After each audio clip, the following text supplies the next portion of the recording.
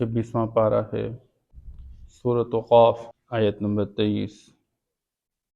اعوذ باللہ من الشیطان الرجیم، بسم اللہ الرحمن الرحیم۔ وقال قرینہ ھذا ما لدی عتید القیا فی جہنم کل کفار عنید۔ صدق اللہ العظیم۔ اللہ جل شانہ فرماتے ہیں جب موت کے بعد انسان کو دوبارہ اٹھایا جائے گا تو انسان کو اللہ جل شانہ نے دنیا کے اندر فرشتے دیے ہوئے ہیں، کچھ حفاظت والے فرشتے ہیں، کچھ لکھنے والے فرشتے۔ تو وہ جو لکھنے والے فرشتے ہیں ایک طرف عن الیمین وعن الشمال قعید، دائیں طرف بائیں طرف وہ بیٹھے ہوئے ہیں، اچھے کام لکھنے والے، برے کام لکھنے والے فرشتے۔ پھر قیامت کے دن انسان کو پیش کیا جائے گا، ایک فرشتہ اس کو لے کر چلے گا، دوسرا فرشتہ اس کے حساب و کتاب کو پیش کرے گا۔ لیکن دنیا میں اللہ نے انسان کے ساتھ دو ساتھی بنا رکھے ہوئے، ایک ہے فرشتہ جو کہ انسان کے دل میں اچھی باتوں کی القاء کرتا ہے، اور دوسری طرف ساتھ شیطان ہے جو انسان کو گمراہی پر ڈالنے کی کوشش کرتا ہے۔ اب جو فرشتے کی اچھی باتوں کو ساتھ لے کر چلے تو وہ کامیاب ہوگا، جو شیطان کی گمراہی کی باتوں کو ساتھ لے کر چلے تو ناکام ہوگا۔ اور اللہ نے اس دونوں راستے صاف واضح بیان فرمائے ہیں۔ تو یہ جو آج کی آیت مبارک ہے، وَقَالَ قَرِينُهُ هَذَا مَا لَدَيَّ عَتِيدٌ، اس کا ساتھ ہی کہے گا، ساتھ والا فرشتہ، هَذَا مَا لَدَيَّ عَتِيدٌ، یہی وہ چیز جو میرے پاس تیار ہے،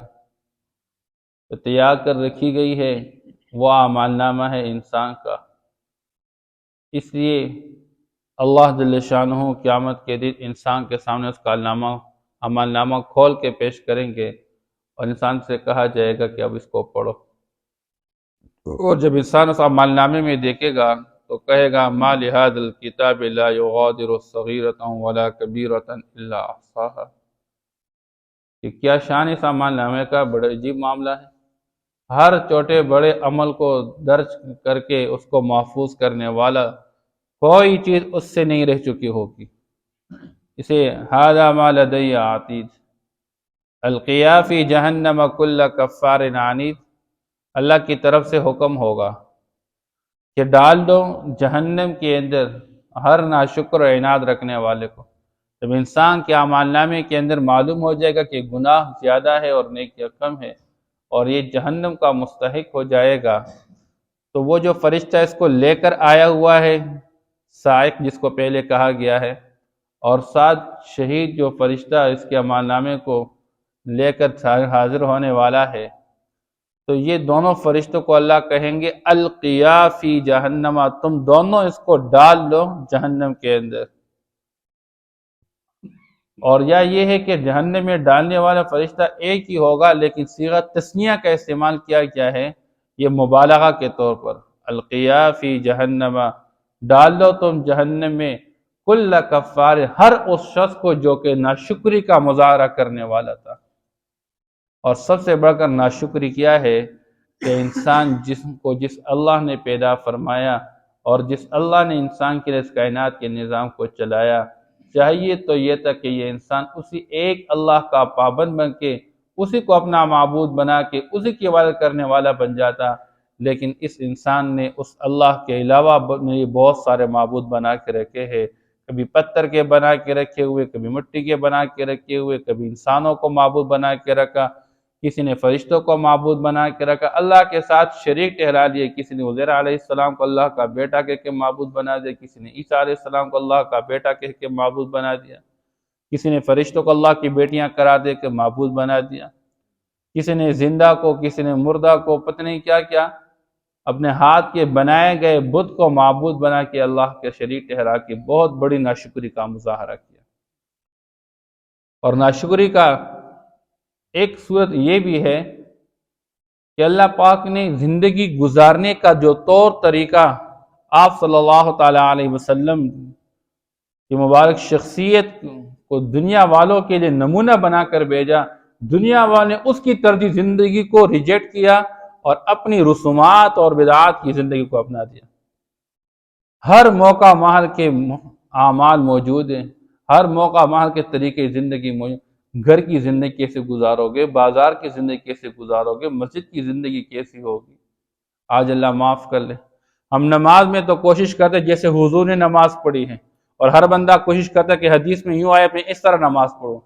لیکن جب مسجد سے بات باہر ہو جاتی ہے تو دکان پہ جب بیٹھ جاتا ہے کاروبار کے لیے، پھر جو جی میں آتا ہے اس طرح کرے گا، پھر قرآن حدیث کا مطالعہ کیے بغیر اپنی مفاد کو پورا کرنے کے لیے جیسے جی میں آیا اس طرح کر لیا۔ پھر معاشرتی زندگی کے اندر گھر کی زندگی، نکاح سے لے کر موت تک کی جو زندگی ہے وہ رسومات سے بری ہوئی، اور پھر اس میں آپ صلی اللہ علیہ وسلم کے طرز زندگی کو نہیں دیکھا جاتا۔ اور جی ہمارے خاندانی رسومات اگر ہم نہیں کریں گے ہماری ناک کٹ جائے گی، پھر لوگ اس میں اللہ اس کے رسول کو بھول جاتے ہیں۔ تو سب سے بڑی ناشکری اللہ کے ساتھ اللہ کے غیر کو عبادت میں شریک ٹھہرانا، اور آپ صلی اللہ تعالیٰ وسلم کی سنت زندگی کو چھوڑ کر رسومات کی زندگی اپنا لینا، یہ ناشکری ہے۔ عنید باوجود یہ کہ اس کے پاس واضح دلائل آئیں، پیغمبر آیا اور قرآن آیا اور اس کو سمجھایا گیا اور اس کے اعتراضات کو دفع کیا گیا، پھر بھی بس ڈھٹا ہوا ہے اپنے غلط نظریے پر کہ ہمارے آباء و اجداد نے ایسا کیا، ہم اس لیے ایسا کر رہے ہیں، اور جی یہ کیسی بات ہے، موت کے بعد دوبارہ زندہ کیے جائیں گے۔ اس لیے ہر انکار کرنے والا، ہر ناشکری کرنے والا اور ہر عناد رکھنے والا، مناع للخیر، اور نیکی کے کاموں سے روکنے والا، بلائی کے کاموں سے روکنے والا، معتد جو حد سے تجاوز کرنے والا ہے، جہاں جہاں اللہ نے بارڈر لگا کے رکھا کہ اس سے آگے نہیں جانا اور یہ اس سے آگے نکل جا رہا ہے، اور مریب شک میں پڑا ہوا ہے کہ انسانوں کو کیسے دوبارہ زندہ کیا جائے گا، کیسے اعمال نامہ کو تولا جائے گا، اعمال کا وزن کیا جائے گا، اور کہاں ہے جنت اور کہاں ہے جہنم اور پرسرات، یہ سارے ایک فرضی کہانی، نعوذ باللہ، اس کی سمجھ میں بات نہیں ہے، شک میں پڑا ہوا ہے۔ اللہ فرمائیں گے ہر اس طرح کے انسان کو ڈال دو، الذی جعل مع اللہ الہا آخر، جس نے اللہ کے ساتھ دوسرے معبود کو بنا کے رکھا ہے، اللہ کے غیر کو اللہ کے ساتھ شریک ٹھہرا دیا ہے، فَأَلْقِيَاهُ فِي الْعَذَابِ الشَّدِيدِ، ڈال دو اس کے اندر سخت عذاب کے اندر۔ عذاب تو ویسے بھی سخت ہوتا ہے، معمولی سے معمولی عذاب انسان کے برداشت کے قابل نہیں ہوتا، پھر عذاب کو پیدا کرنے والا، آگ کو بنانے والا اللہ جب وہ فرماتے ہیں کہ اس کو سخت عذاب کے اندر ڈال دے تو پھر وہ کس درجے سخت ہوگا۔ اس لیے انسان کا اللہ جل شان سوچ اور نظریہ جو بنانا چاہتے ہیں وہ آخرت کی بنیاد پہ، میرے اس قول اور میرے اس فعل میں آخرت کا نتیجہ کیا ہوگا، کہیں ایسا نہ ہو کہ بہت بڑے سخت عذاب کا شکار ہو جاؤں۔ قال قرینہ ربنا ما اطغیتہ، جب یہ ایک ساتھی فرشتے سے کہا جائے گا ڈال لو اس کے اندر جہنم، اس کو جہنم کے اندر ڈال لو، تو جو دوسرا ساتھی شیطان ہے تو انسان کہے گا یا اللہ یہ تو اس نے مجھے ورغلا کے رکھا ہوا تھا، یہ مجھے ورغلاتا رہتا تھا، مجھ سے گناہ کے کام کرواتا رہتا تھا، اس کی وجہ سے میں گمراہی کا شکار ہو چکا ہوں۔ تو شیطان کہے گا میں نے تو صرف آپ کے دل میں ایک وسوسہ ڈالا ہوا تھا، میں نے تم نے کھینچ کے تو نہیں لایا تو گناہ کی طرف، تیرے پاس انبیاء آئے تھے، تیرے پاس قرآن آیا تھا، فقد جاءکم بشیر و نذیر، خوشخبریاں سنانے والا، ڈرانے والا، اس کو تم اس کی بات مان لیتے خواہ مخواہ، میں نے تو کھینچ کے تو نہیں لایا ہوا تھا، میں نے تو ایک وسوسہ ڈال دیا تھا، تو بجائے میری بات ماننے کے ان کی بات کو مان کے چلتا رہتا تھا، میں نے تمہیں گمراہ نہیں کیا تھا۔ اس لیے قیامت کے دن انسان اور شیطان ان کا، یا انسان دنیا کے اندر اپنے بڑے جو کہ شیطانی راستے پر ڈالنے والے تھے ان کے بارے میں کہا کہ اللہ انہوں نے ہمیں دنیا کے اندر گمراہ کے رکھا ہوا تھا۔ اللہ جل شانہ قرآن مجید کے اندر مختلف مقامات بیان فرماتے ہیں،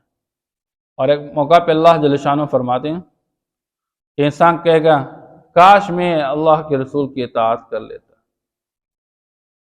اور میں ان شیاطین کی بات نہ مانتا، انا اطعنا سادتنا وکبراءنا فاضلونا السبیل، انہوں نے اپنے بڑوں کی سرداروں کی بات مان لی، انہوں نے ہمیں سیدھے راستے پہ بھٹکا دی اور ہمیں گمراہ میں ڈال دی۔ اب گمراہی پہ ڈالنے والے تو وہ کہیں گے جی ہم نے تو صرف